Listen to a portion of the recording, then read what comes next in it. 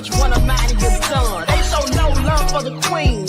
Why you hating on me? Is it cause I'm free and I got Malcolm X in my jeans? I got dreams like King Luther, shed blood like Kusa. You ain't helping my people, I ain't got nothing to say to ya. I want all the smoke like hookah. Talking reparations. America won't be great until they give us compensation. I'm like, I'm the hottest right now. See a bunch of lames out here trying to jock on my style. They be doing too much.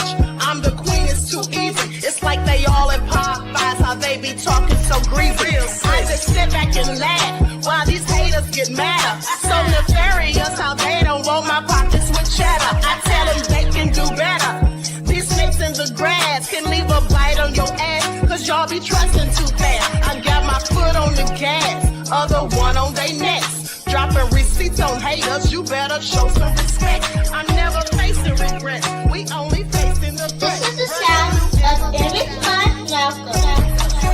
It's a cut on the gas, other one on they necks. Dropping receipts on haters, you better show some respect. I'm never facing regrets, we only facing the threat. Running through every challenge like a relay, break no sweat. It's a cold game, so I got that blanket with me. Now that my people awaken, ain't no going to sleep. I do not play by my piece, this time I'm playing for keeps. You talking slick, but when I see you like them ends, we gon' meet. And I got gold all in my skin, God all in my blood, kings all in my circle. You touch one of mine and you're done. They show no love for the queen. Why they hating on me? Is it cause I'm free and I got Malcolm X in my jeans and I got gold all in my skin, God all in my blood, kings all in my circle. You touch one of mine and you're done. They show no love for the queen. Why they hating on me? All right. Hello, everyone. Thanks for tuning back in once again to the original Queen Shakur show. I'm your host, Queen Shakur, and this is your daily vitamin. So as you're coming in, please feel free to go ahead and subscribe to the channel if you haven't done so already. Be sure to click that notification bell and click the word all so you're notified each time the Queen Goddess goes live. Okay. It's a hello, Claudette, Perplex, Deronda, we the people. All right. Let's get into it. Kevin, Lady Love, Leon is in the building. Okay, Buckhorst DC, Yvette is here. All right, Nene is in the house. Shout out to all of my loyal royals, everyone tuned into the Queen, and a big shout out to my moderators because y'all know they be putting in work. I see you, we the people. All right, Desmond is here, Tylene. Okay, so let's get into it. Before we get started, let's have a brief word from my sponsor. I see you, Most Hated Bronze Flag Power God. And J Love the Queen, Aquarius Rising. All right.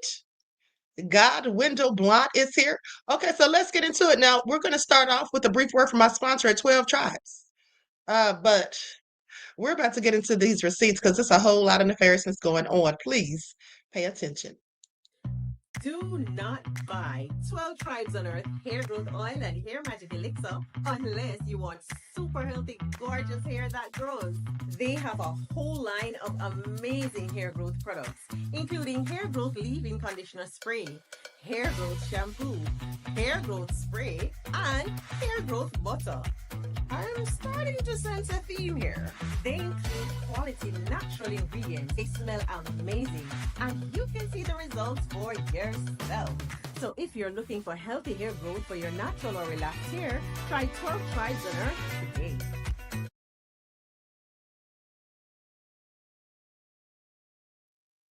Okay, so don't forget you can purchase 12 Tribes hair oil at Etsy.com. Just look for Lisa Crafts. And you can also find it at Walmart.com. And she also sells a beard oil. Okay, so let's get into it. Let's get into it. Now, first things first, bad news for Smokey Robinson. Now, you all know that I reported months ago that some of his former housekeepers had filed lawsuits against him. Well, sadly, he has another accusation. Okay, and this time it's from a man.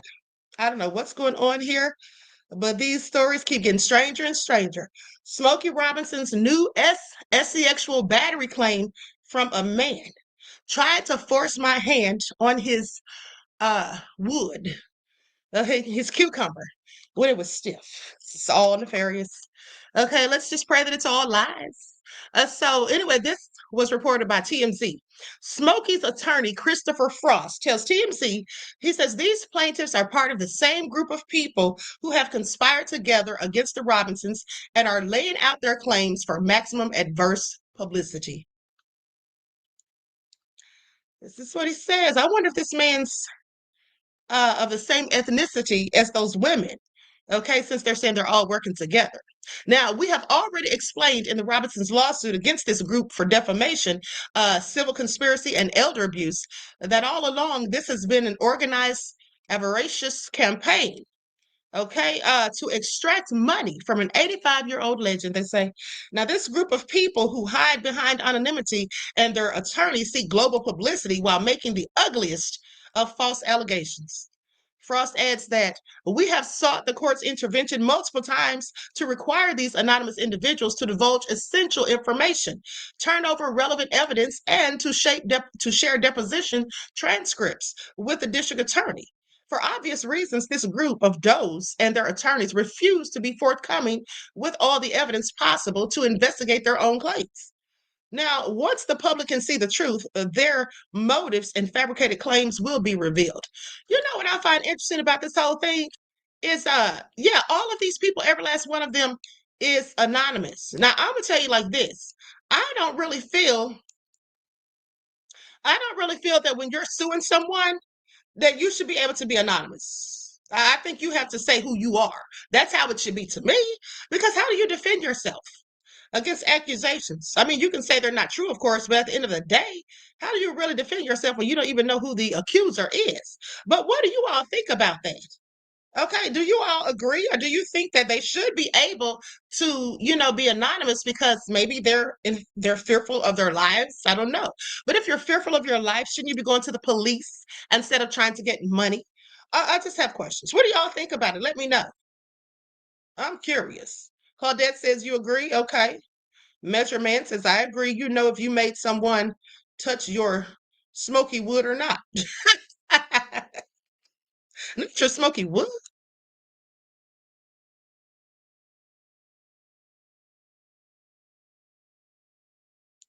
That's all so nefarious. Okay. Nessa G said, I agree. Okay. Leon said, me too. All right. So there it is. Everybody agrees. Okay. So I just find it interesting. And then they talk about his avaricious motives and fabricated claims, no less. Or the people's avaricious motives and claims, not Smokey's. So anyway, they said Smokey's being sued by 4 Jane Does claiming they used to work as housekeepers for the music star and his wife, Frances Gladney Robinson. And now 2 more alleged victims want to join the suit, a 5th Jane Doe and a John Doe. Now, according to new legal docs obtained by TMZ, the male accuser claims that he started working for the Robinsons at their Chatsworth residence around 2013. He says he would clean and detail their cars early in the mornings, and on numerous occasions, a Smokey came outside wearing only his underwear and would touch and fondle his uh, stiff wood in rear view or clear view of John Doe. Y'all hear this? Now, the guy claims that Smokey Robinson's arousal was vivid and unmistakable during these incidents. He also claims Smokey sometimes made suggestive gestures and remarks towards him, including beckoning him toward a nearby room. I'm sorry, I don't believe this. I think these people think they can get a cash grab because there's already 4 people that came out. Now they're trying to join in. Probably everybody that ever worked for this man may come out. I don't know, but it just gives, I don't know. Just for me, I don't believe it. I just don't. Now, the guy claims things escalated around 2022 when in one incident, Smokey grabbed the guy's hand without consent and attempted to force it onto his stiff wood. Now, after the alleged incident, the guy claims the Robinsons fired him. He says 1 year later, Smokey's wife requested he return to work, and he did. He says Smokey went right back to appearing partially clothed, touching himself, and making suggestive remarks in his presence. Here's my thing, though. See, this is why people like this always just rub me the wrong way. Because, okay, I don't know if this man's telling the truth or not. I do know that these celebrities, I don't put anything past them because we don't know what they do behind closed doors. People always show you something in the public and it's different in private most times. But the bottom line is this. Now, if this man was doing these things, I'm quite sure if you weren't welcoming these advances that you allege, then Why would you continue to work there? They had to fire you. Why didn't you just quit? And then after you were fired and then the wife wanted you to come back, you went. See, stuff like that just doesn't sound right to me. Stuff like that makes me have questions. Because I'm going to tell you right now, if anybody's doing anything sexual to me that I don't want, it's not welcomed, okay, and I'm offended by it and I feel disrespected, what I'm not going to do is be in your presence. I'm not going to work for you, definitely, because then I'll just feel like, I can't say anything about what's going on because I need my job. No, I'll find another job. Thank you. I don't get these people. Are you that damn desperate for money? That's why I don't believe it. Okay. What kind of man are you? Yeah, right. Somebody's saying these things or doing these things or whatever, trying to influence you or coax you into a nearby room, coming out with stiff wood, rubbing on the wood, looking at you like they want you to rub on the wood, and then you get fired, and then they ask you to come back and you go. Sir, please sit your behind down somewhere. I don't believe you, sir. You sound like an idiot. And maybe you are telling the truth, but if you are, you're a fool. Okay, for going back. What are you, a glutton for punishment, perhaps? Okay, that's the same thing I said about these people with Diddy. Okay, when we were at the Diddy trial, these people talking about they worked for Diddy, but they wanted their job back and this, that, and the third. Why would you want the job back for somebody that you claim did these things or that you saw them do other things to other people?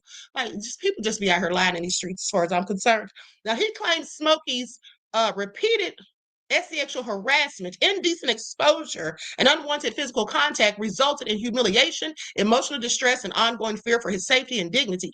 And he says he stopped working for the Robinsons after learning of similar conduct towards other victims and out of concern for his own well-being. Oh, after you came back the second time, you suddenly were concerned.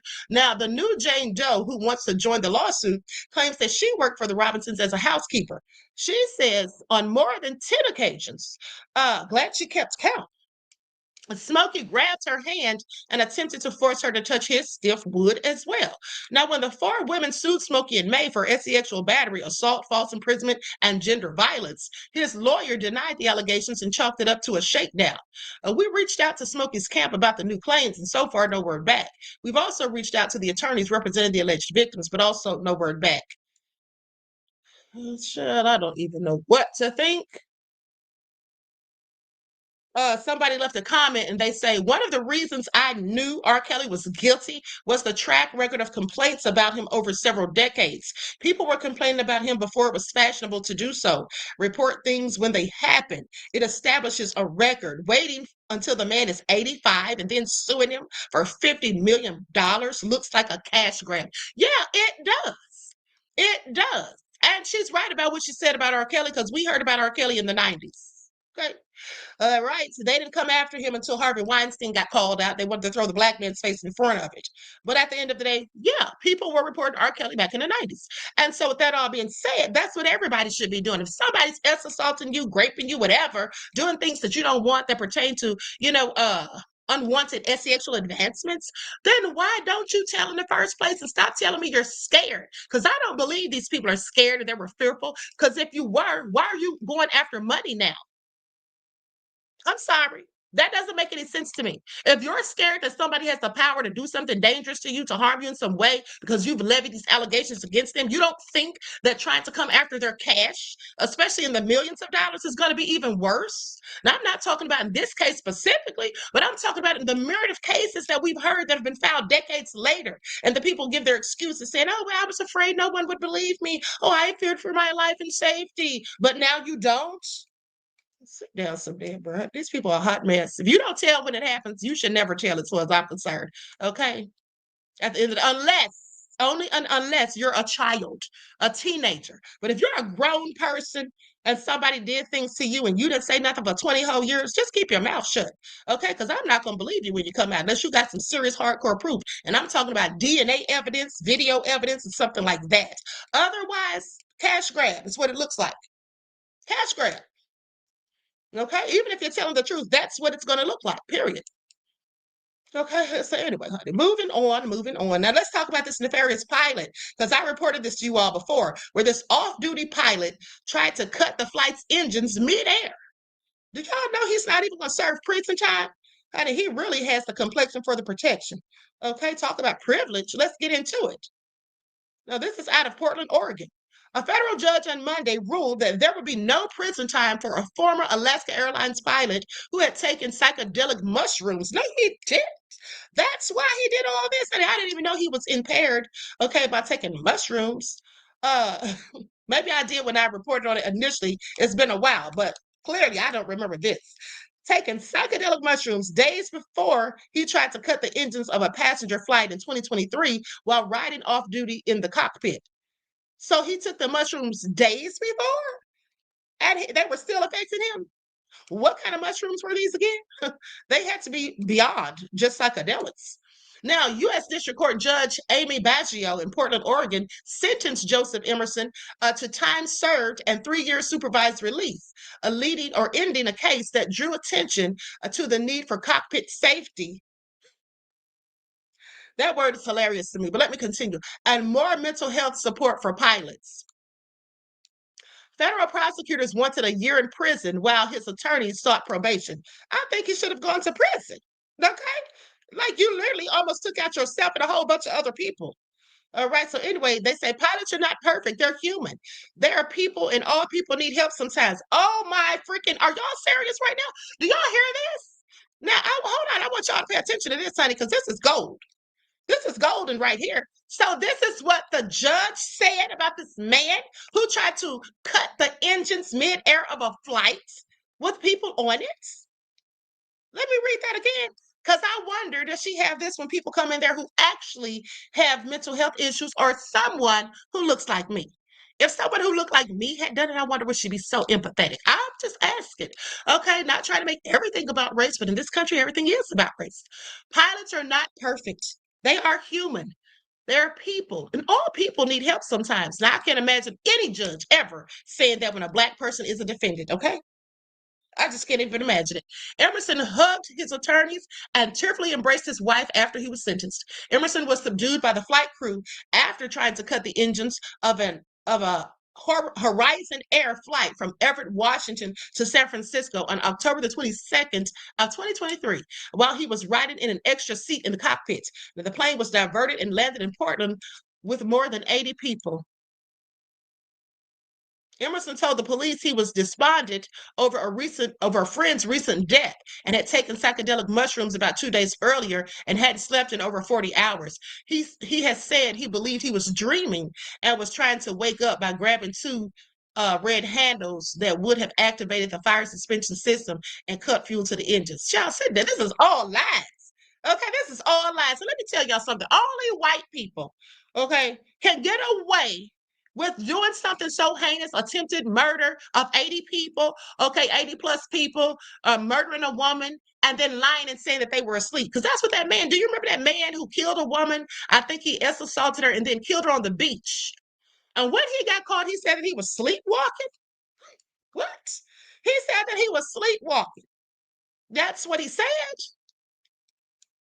Or what about that white girl who killed her boyfriend in the most heinous of ways? If I'm not mistaken, I think she may have stabbed him like 111 times, over 100 times, no less. But the judge let her get away with it. She got no prison time because the judge said that she was impaired because she had taken some bad marijuana. Like something was wrong with it or something. Said that she suffered from some sort of mental break because of it. I said, honey, I never heard of that. They just be making up stuff to get white people off just so they can get free. But they'll frame us with fictitious evidence that they planted and such things. And it also interesting. She didn't get 1 day after she stabbed that man over 100 times. And this one right here, I really think this is so crazy. So now he was asleep and he was trying to grab red buttons or push red buttons uh, to wake himself up. Is that the lie he's telling? So anyway, he spent 46 days in jail and was released pending trial in December of 2023 with requirements that he undergo mental health services, stay off the rugs and alcohol, and keep away from aircraft. Attorney Ethan Levi described his client's actions as a product of untreated alcohol use disorder. So he was a whole alcoholic and flying planes. That's even more reason to give him some type of punishment where he does the actual time. Emerson had been drinking and accepted mushrooms because of his lower inhibitions. Is what his attorney said. Emerson went to treatment after jail and has been sober since. Baggio said the case is a cautionary tale. Before she sentenced him, Emerson said he regretted the harm he caused. I'm not a victim. I am here as a direct result of my actions. I can tell you that this very tragic event has forced me to grow as an individual. Being upset, grief stricken or just depressed or whatever because your friend died and then trying to take out 80 plus people because of it is crazy work and clearly diabolical. Okay, so anyway, Emerson's wife, Sarah Stretch, was among those who spoke on his behalf at the hearing. She says, I'm so sorry for those that it's impacted as much as it has, but I am extremely proud to be here with this man today because the growth that he has had from this terrible experience has not only helped him, but benefited all that surround him. This is what she said through tears.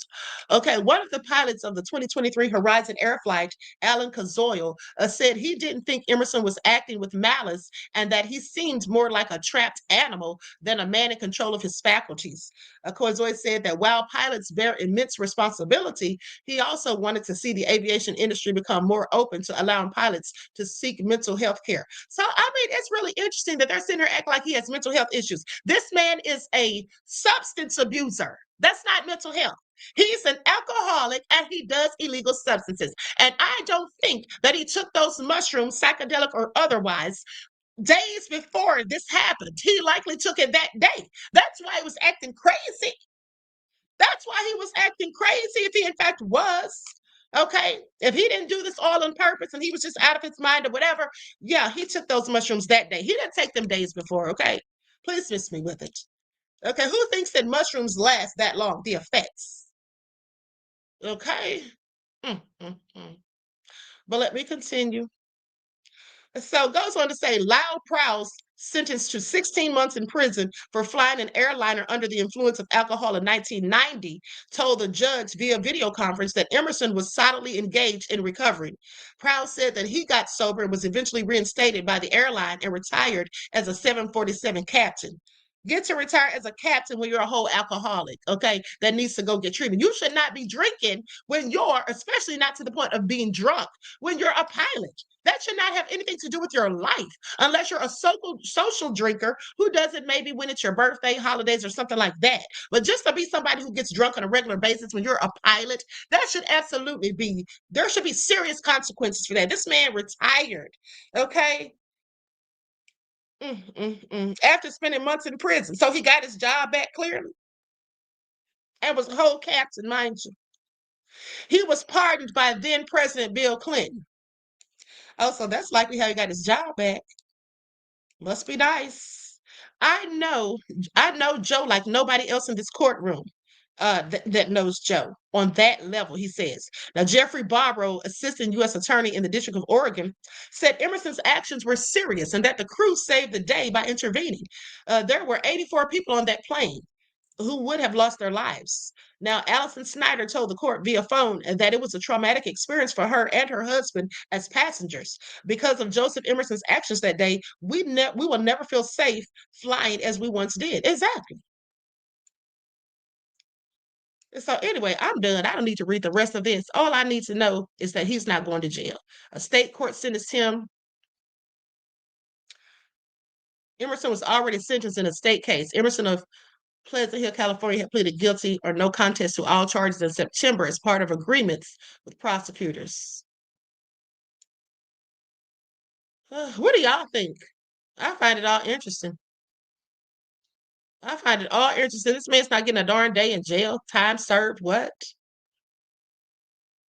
A state court sentenced him to 50 days in jail with credit for time served plus 5 years of probation, 664 hours of community service, half of which he can serve at his own pilot health nonprofit, and over $60,000 in restitution, nearly all of it to Alaska Air Group. His sentence included rules over illegal substances, alcohol, and mental health treatment, as well as avoiding aircraft. His attorneys argued before the federal sentencing that the robust state prosecution resulted in substantial punishment. Emerson told a state court in September he was grateful the crew restrained him. He said being forced to confront his mental health and alcohol dependence was the greatest gift he ever received. Or maybe he learned his lesson, honey, but he still should have learned it while he was sitting behind bars, as far as I'm concerned. Okay? I mean, I really don't like people just getting off when he could have caused an incident that would have had catastrophic consequences. Everybody on that flight could have been dead. Okay, and that's all he gets. Yeah, okay. But no surprise, right? Now let's continue.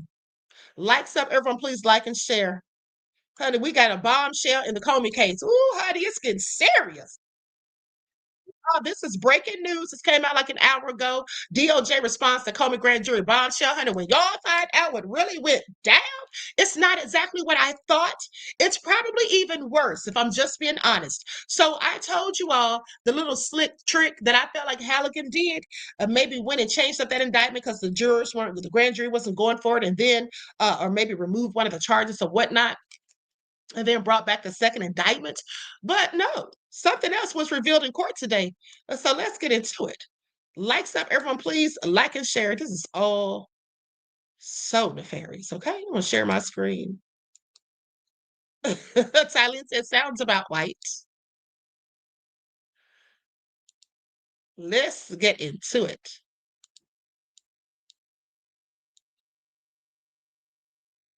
Breaking news in our law and justice lead. Moments ago, the Justice Department responded to a bombshell revealed in the case President Trump's handpicked U.S. interim attorney Lindsay Halligan brought against former FBI Director James Comey. There was silence in the courtroom when Halligan revealed she never presented the charging documents to the full grand jury. The judge also said the case is, quote, too weighty and too complex to rule today. Now, remember, all of this stems from an accusation that Comey lied during a 2020 hearing about whether he authorized leaks. Comey believes this is all about Trump being vindictive, that the investigators have mishandled the case, and he wants the charges dropped. Joining us now is CNN's Caitlin Polentz and former U.S. Attorney Harry Litman. You were both in the courtroom today for this, I think it's fair to say, bombshell hearing, right? You said you were gobsmacked earlier. Before we get into all of that, what did the Justice Department just say moments ago? Yeah, so they filed their explanation plus some other arguments, and they say it's fine, it's normal, nothing to see here. They say that what happened that was said in court today revealed that there was only one charging document that the grand jury was presented with, that they deliberated for over 2 hours. And then there was some changes made to it by the prosecutor, removing one of the charges, but keeping the two that the grand jury would have been in support of.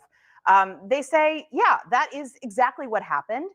I'll read a little bit more from what the prosecutors are writing now in explaining this to the judge. They say, this was not an unusual series of events and is fully explained by the U.S. Attorney's declaration. That would be what Lindsay Halligan has said already. The court reporter's recollection, the grand jury coordinator's discussion with the grand jury foreperson, and the grand jury foreperson's explanation in court. They also say, there's not an issue here, quote, is not an issue. The transcript is complete. The procedure was proper, and no aspect of the record supports the magistrate judge's assumptions. This is all about whether Comey's team can build their case that there were things handled inappropriately with the grand jury. And they say, no, that's not correct. And you should not allow Comey's defense team to get access to grand jury transcripts. Comey's team, of course, will have a chance to respond. That is expected by the end of the day Friday. And just for our viewers to understand, because this is, we're legal nerds, right? But so basically, it came out today that Lindsay Halligan did not show the full grand jury this indictment, the final indictment. She had the foreperson sign off on it. I'm wondering, as a former U.S. attorney yourself, how unusual this is, because DOJ is saying nothing to see here. But I mean, is there something to see here? Of course, there's something to see here. She didn't show the indictment. Once she changed it, she didn't show it to the full grand jury. She only showed it to the foreman. So one person made the decision to move forward.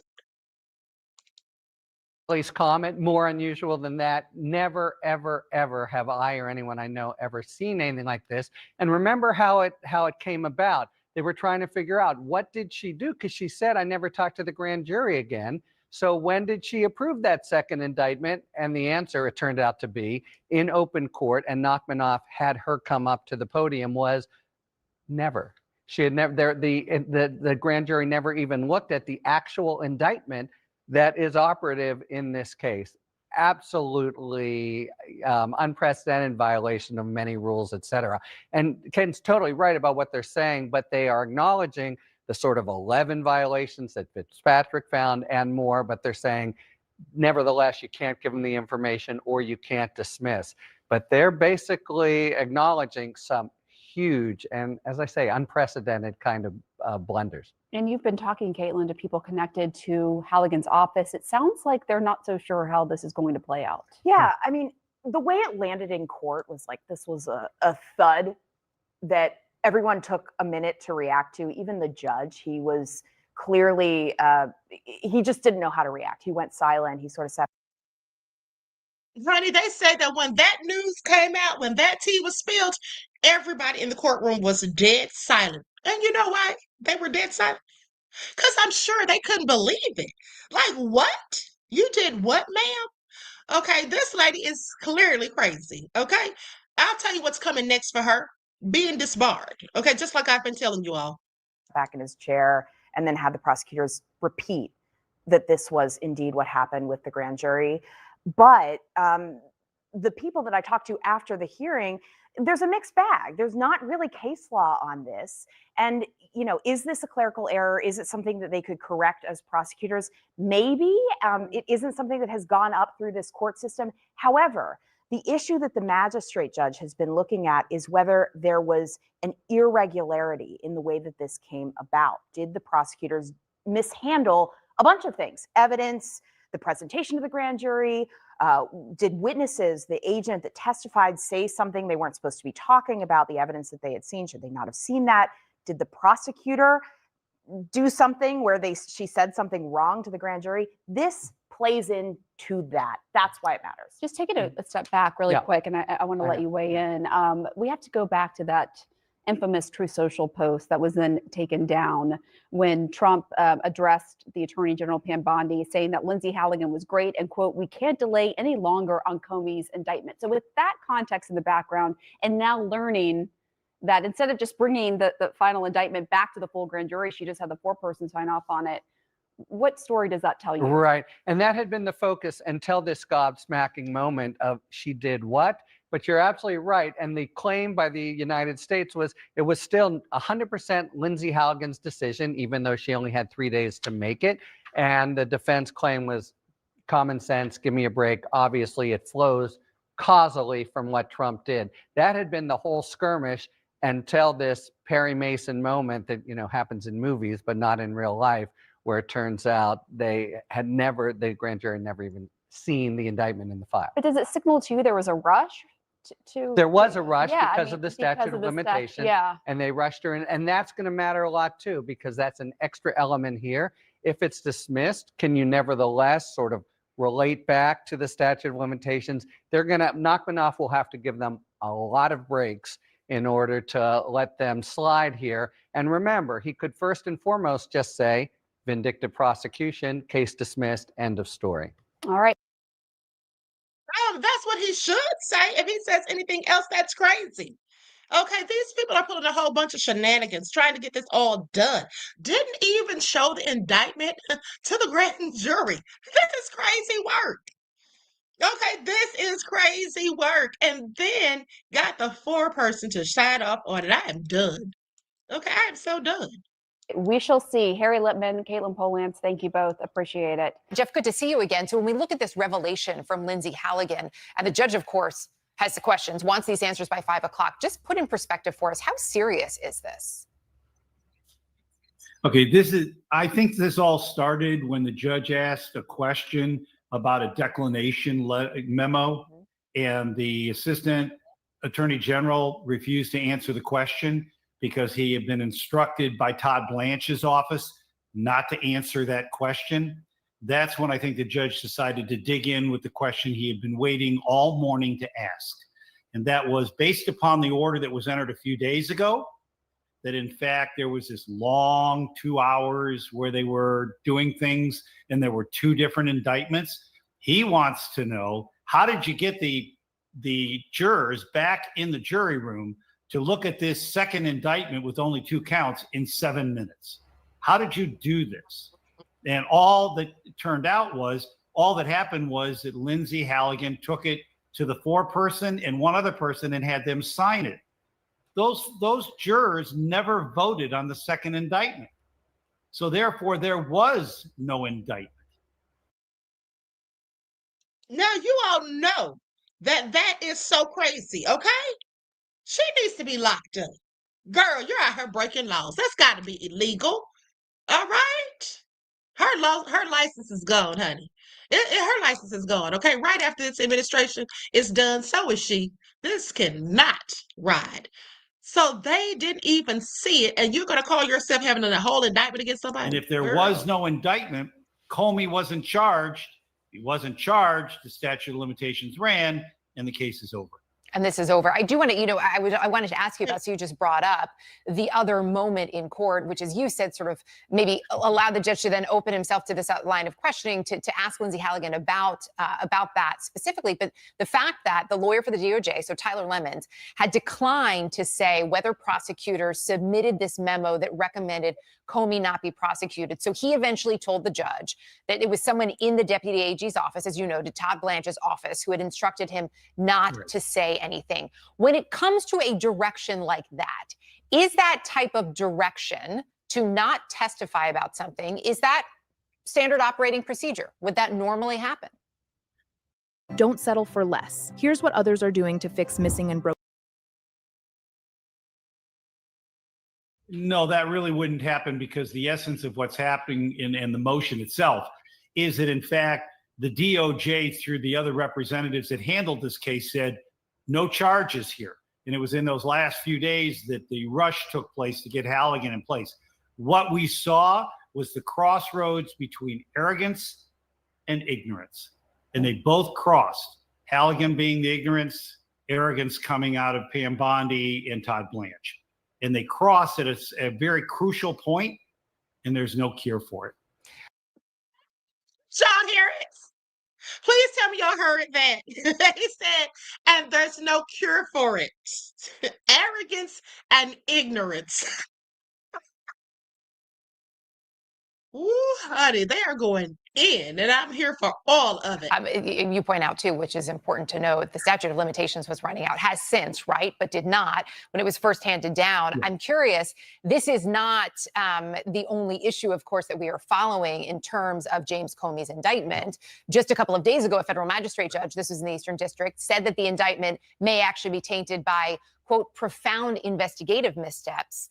That finding was focused on the evidence of the case. How does this reflect on Halligan's prosecution of the case? Well, first of all, Halligan had no business handling this case. She worked for a insurance defense firm in Miami called Cole, Cassane and Scott. And Mr. Scott is a former U.S. attorney, and he's a former district judge. And she had a source to find out information if she didn't know what she was doing. She didn't know what she was doing. And the big key to that is when she told the grand jurors that Mr. Comey had no right not to testify at the trial. I mean, I don't know who taught her criminal procedures, but I think the Fifth Amendment is still in place in the federal system that says you can't be forced to testify. I don't know where she was going with it.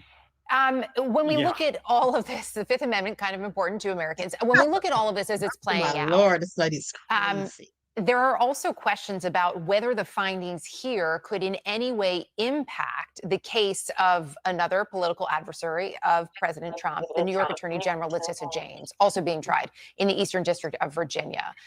Any overlap? I'm not sure, because I don't know if they considered both indictments in the same day. But let's assume for the moment that they didn't. Then you'd have to look independently at the charges involving Tish. And the truth of the matter is that I think that even if that fails, it would be a technical flaw on her indictment.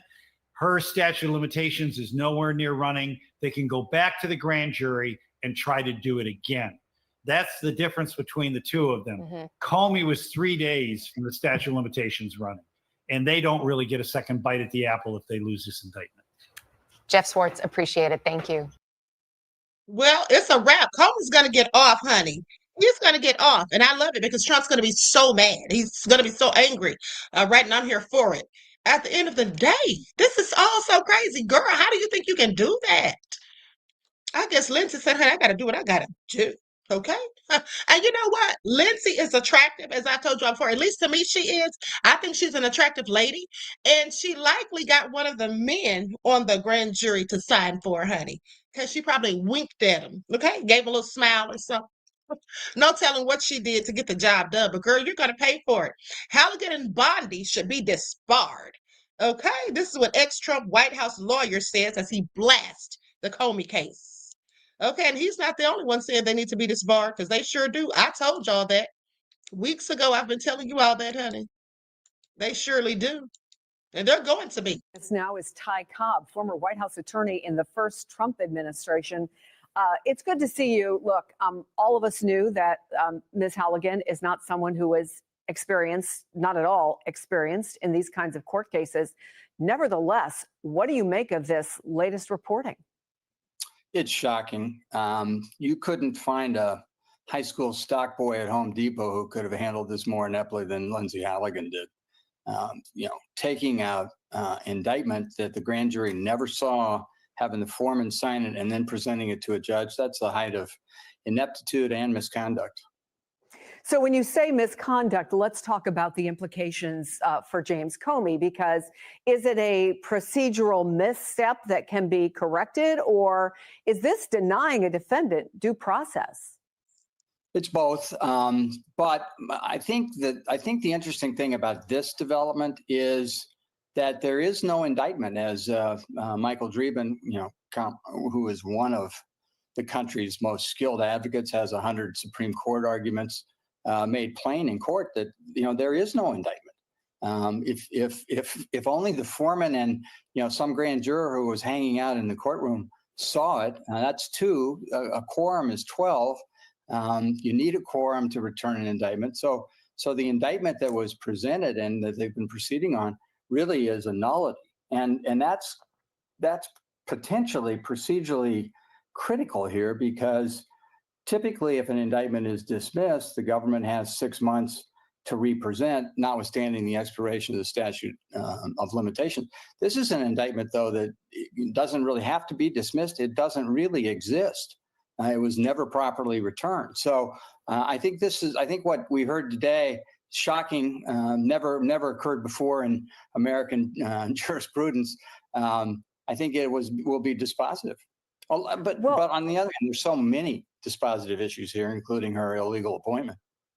Well, I do want to ask you about that. You've said that you think both Halligan and Attorney General Bondi could be disbarred over this case against Comey, and that was before we learned what happened today in court.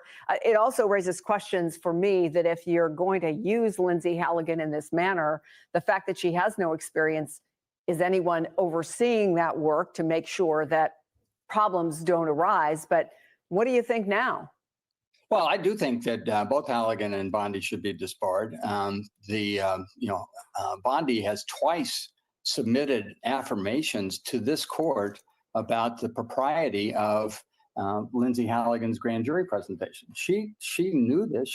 There's no way she could not have known this, and that's just means that she lied, or that she's equally incompetent, but more likely that she lied. So let's talk about what happens now. Could this be brought back before a full grand jury?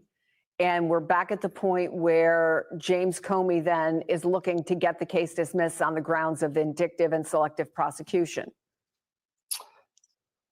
So that hasn't been dismissed yet, or thrown out, or the nullity been recognized. I do think if the ruling is that there is no indictment, there's no indictment to dismiss. Only if the indictment is dismissed would the 6-month rule for representation come into play. So what happened today is very significant in that regard legally. But yes, Comey has the misconduct issues, the miscarriage of justice issues, the denial of due process issues, the vindictiveness issues. This case is dead. This case is never going to get to trial. And Comey will, never be held accountable as the government has desired and as the president ordered Bondi to see to. Apart from James Comey, there is this lingering question about the future of Lindsay Halligan, along with New York Attorney General Letitia James. Comey is separately arguing had been separately arguing to disqualify her as the lead prosecutor in their cases, calling into question the lawfulness of her appointment in the first place. Are there, do you think, convincing arguments in that effort? Oh, yes. I mean, the statute's very clear. The Attorney General and the President had 120 days worth of interim U.S. attorneys to appoint before the rule went to the district court. They denied the district court that rule, tried to circumvent it by appointing Halligan. They did so ineffectively and in a way that is prohibited by the law. I think that decision will definitely go against Halligan. And as someone who worked in the Trump administration, I also want to ask you about the Epstein files, if I can, which Sure. Before a last minute about face, right? Donald Trump had said that this was a hoax. He's been fighting to make sure that the Epstein files never see the light of day. The courts have always been a weapon for him to delay, right? In his private life, and certainly we've seen it in his political life now, that he seems poised to sign for the release of them. What is your expectation in terms of how he may operate or see this, as both the most members of Congress and certainly the survivors want the full transcripts, the full files released? So, Chris, that's a great question. It's so complicated and so layered. It's very hard to do it in a soundbite. But simply put, Trump has no intention of releasing any documents. He and Bondi will scheme and prevent the release. In my view, I don't think we'll see any meaningful or consequential documents come out as to this, based on Trump's order to her to prosecute Democrats, not Republicans. There is an ongoing investigation. I'm sure she'll try to use that, and the statute itself provides a loophole for her in that regard.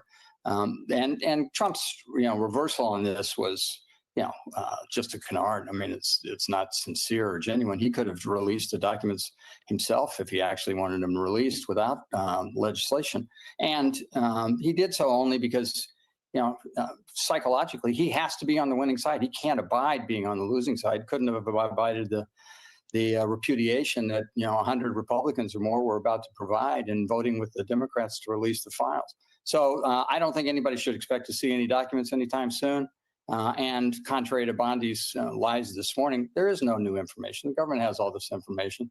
Remember, Bondi said it was all on her desk and that she'd reviewed every wisp of it, and actually went on the record to say that there were no more cases that could be brought against anybody. And that was pretty definitive, and I'm sure that's the case. So whatever's happening now is just a fraud. Exactly. Okay. That's exactly what it is. A fraud, a con game. All right. It's nothing but another deflection tactic, gaslighting, and stalling. Okay. That's all it is. That's all it is. Measurement, thank you for your contribution to the channel and your insight into the topic. You said she ran for Miss USA 3 times. Yes. And 2009, she was like a semifinalist. And in 2011, and she ran for Miss Colorado, by the way, for anybody that cares. I'm sure no one does. But in 2011, she was a third runner-up. Okay, so yes, like I said, she is a very attractive lady to me. That's just my opinion. But that's all she's good for is to look at, clearly. Okay, Timothy said, only because he's being pressured to release those files. Yeah. Exactly. But like that man said, he doesn't want to be on the losing side. And I told you all that the only reason he came out and did that is because he saw he had nowhere to go. Okay. 100+ GOP members had already flipped on him, and he knew it was all going down. Things just were not going the way he thought they would. And so he just went ahead and was like, okay, go ahead, release it, just to make himself look good. Also, let's not forget that I told you all that a White House official told him that if it goes through, the vote passes, and then it goes through the Senate, it's not going to be a good look for you to still be trying to be in opposition of it. Okay, so he didn't want to not look like, he didn't want to not have a good look, even though I don't know why he was worried about that, because he's always looking bad for me. Okay, and speaking of looking bad, Governor Gavin Newsom has been trolling Trump for the past couple of days, ever since he called that journalist Miss Piggy, or called her Piggy. Be quiet, Piggy. And so Newsom's been trolling him. Y'all see that? Now this right here, where Trump with the white shirt, that's clearly AI generated. Okay, that's AI generated. And this right here is actually Trump. Okay, he was at a fair maybe a few years ago, and this is when he was eating a pork chop. Ew. The thought of the thought of anybody eating a pork chop is just ghastly to me. I mean, in 2025, who still eats pork? But the fact that Trump is eating pork is even worse, in my opinion, because that's cannibalism, isn't it? Trump eating a pork chop is cannibalism, in my opinion. Now, here's one more. That's AI generated as well, because he knows darn well that Trump was not eating a big plate of spaghetti while Prince Charles was sitting there reading a passage. I find it all so interesting. Okay, find it all so interesting. Anywho, with that all being said, let's continue, because guess what? As if Trump's problems couldn't get any worse, wouldn't you know, a judge is now probing into his administration due to the U.S. flying migrants to El Salvador to that prison back in March. Yeah. Okay, the judge isn't here for it. Let's go to the picture, because this is so sad. Taking all these people over there to where they don't even belong. Now, if you're going to send them back to their country, that's one thing. Look at them being unloaded. Okay, straight to an El Salvadorian prison, no less. Okay, but anyway, let's continue.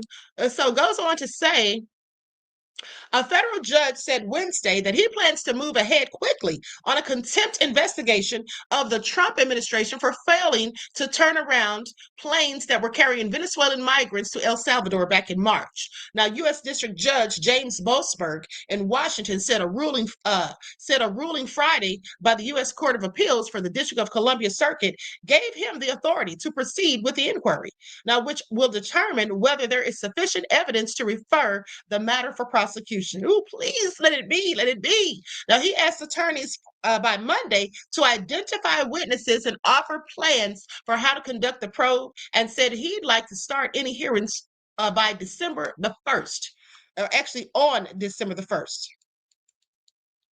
The judge has previously warned that he could seek to have officials in the administration prosecuted. Oh my goodness, this just gives me goosebumps to even think of it. Could y'all imagine if they start prosecuting people in Trump's administration? Now, mind you, Trump's not going to be prosecuted because he has immunity while he's in office, but he's coming out of office, okay, one of these good old days. So anyway, say on March 15th, Boasberg ordered the aircraft carrying accused gang members to return to the U.S., but they landed instead in El Salvador, where the migrants were held at a notorious prison. I am authorized to proceed just as I intended to do in April, 7 months ago. This is what the judge said during a hearing on Wednesday. Okay, he later added, saying, I certainly intend to find out what happened on that day. Now, Boasberg said having witnesses testify under oath appeared to be the best way to conduct the contempt probe, but he has also suggested the government could provide written declarations to explain who gave orders to defy his ruling. Well, I'm pretty sure it was Trump. What do y'all think? He suggested one witness, a former U.S. Justice Department attorney who filed a whistleblower complaint that claims a top official in the department suggested the Trump administration might have to ignore court orders as it prepared to deport Venezuelan migrants that it accused of being gang members. Now, the Trump administration has denied any violation, saying the judge's directive to return the planes were made verbally in court, but not included in his written order. Justice Department attorney Tiberius Davis told Boasberg the government objected to further contempt proceedings. So Boasberg previously found probable cause to hold the Trump administration in criminal contempt of court. Now, the ruling marked a dramatic battle between the judicial and executive branches of government, but a divided three-judge appeals court panel later sided with the administration and threw out the finding. Okay, the two judges in the majority were appointed by President Donald Trump. So that's how that worked. Now, on Friday, a larger panel of judges on the DC Circuit said the earlier ruling by their colleagues did not bar Boasberg from moving ahead with his contempt probe. Boasberg's contempt finding was a measured and essential response. Okay, judges Cornelia Pillard, Robert Wilkins, and Bradley Garcia wrote this, saying obedience to court orders is vital to the ability of the judiciary to fulfill its constitutionally appointed role. This is what they all said and agreed to. Judicial orders are not suggestions, they're binding commands that the executive branch, no less than any other party, must obey. Now, the Trump administration invoked an 18th century wartime law to send the migrants whom it accused of membership in a Venezuelan gang to a mega prison in El Salvador, known as the Terrorism Confinement Center, or CECOT, and that's CECOT. Now, it argued that American courts could not order them freed. So in June, Boasberg, this is all so crazy. So you're going to take these people there and then say American courts can't order them free? Like, how does that even make sense? So anyway, goes on to say, hold on, beloved, these nefarious pop-ups. Okay, in June, they say Boasberg ruled the Trump administration must give some of the migrants a chance to challenge their deportations, saying they hadn't been able to formally contest the removals or the allegations that they were members of the Tren de Agua. Okay, the judge wrote that significant evidence had surfaced indicating that many of the migrants were not even connected to the gang and thus were languishing in a foreign prison on flimsy, even frivolous accusations. Yeah, trumped up charges. You all know that Trump's lying because remember how he said Abrego Garcia was a member of the M13s, and then he put that picture with the Photoshop fake tattoo trying to convince us that the man was a whole crook. Trump is so dirty. He doesn't care about ruining people's lives. He doesn't care about any of that, as long as he gets what he wants.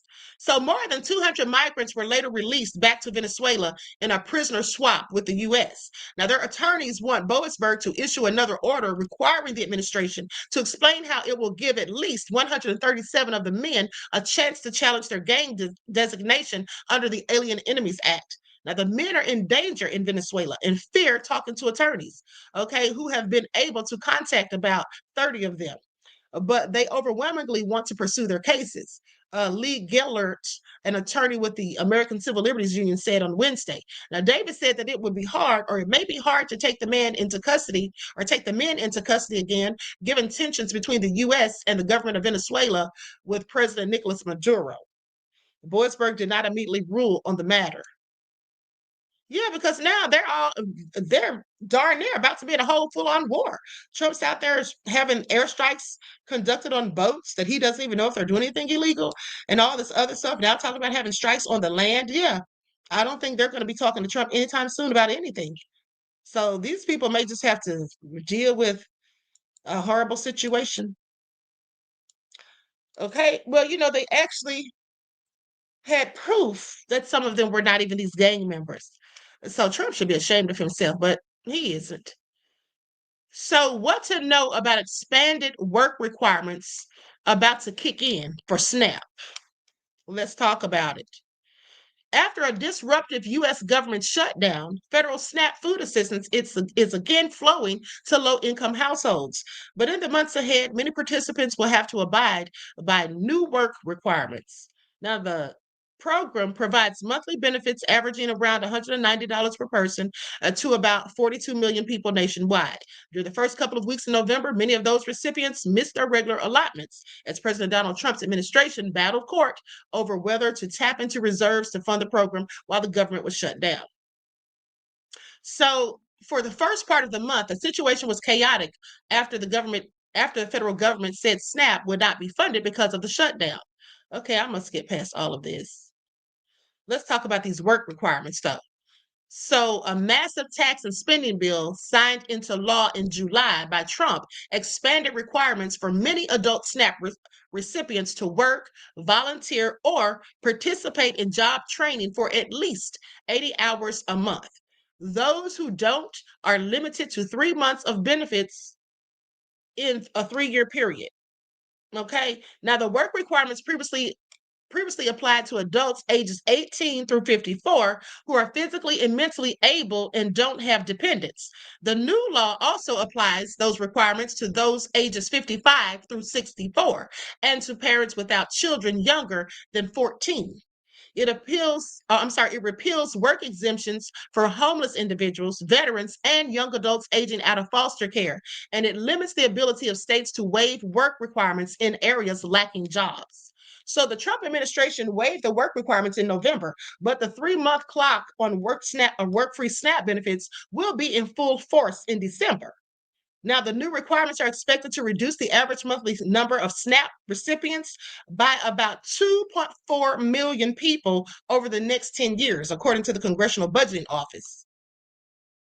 So in the aftermath of the shutdown, Agriculture Secretary Brooke Rollins, whose department administers SNAP, has cast doubt on the program. Rollins has said that it is rife with fraud, included deceased people receiving benefits and some people receiving multiple benefits. Rollins suggested that everyone who receives SNAP, they should be required to reapply. But it's not clear whether Rollins was suggesting an additional requirement or referring to the current one that mandates people to periodically recertify their income and other information. Now, an Agriculture Department spokesperson didn't clarify, but instead said in a statement that the standard recertification processes for households is part of a plan to eliminate fraud, abuse, and waste. Ooh, honey, what do y'all think? Now, they say under federal law, most households must report their income and basic information every 4 to 6 months and be fully recertified for SNAP at least every 12 months. Full recertification can occur every 24 months for the households where all adults are age 60 and above or have disabilities. But states can require more frequent eligibility verifications. And they say last year, 27 states required at least some households to be fully recertified every 4 to 6 months, depending on their household circumstances, according to a USDA report. All right, so y'all heard that. What say you? Mel says more red states on SNAP than blue states. You know, you might be right about that, beloved. Okay, so anyway, that's the news for now. Whew, and not a moment too soon, honey, because my heat is up and I'm about to pass out. It's too hot in here. Okay, I have the fan on and I'm still sweating. All right. So at the end of the day, I hope you all enjoyed the broadcast. Okay, so Mel says Trump is applying that to his MAGA base. Those clowns voted for him. Yeah, you know, it looks like Trump's losing a grip on his MAGA base, though, beloved, to be honest. It looks like MAGA, you know, this could be the end of MAGA. I guess we'll wait and see how it all pans out. Is Trump going to try to veto the Epstein files, or is he going to go ahead and sign off on it? I can't wait to see how this turns out. Okay? I cannot wait to see how it all turns out. So anyway, with that being said, I will see you all in the morning with your morning wake-up call. Okay, I hope you enjoy the rest of this evening. Until next time, beloveds, each one teach one. Ha! Said he's bleeding MAGA. Measure Man said he's bleeding MAGA. Okay? Luna said, Queen, you are hilarious. Please don't pass that. Girl, it's hot in here. Okay? Like Nelly. I'm about to pass out for real, y'all. But anyway, honey, don't worry. I'll be all right now because I'm getting off. Okay? So anyway, love you all to life. Each one teach one. That's how we grow and thrive. Do something productive, constructive, but never destructive. And always remember, beloveds, to keep the Most High first in your lives.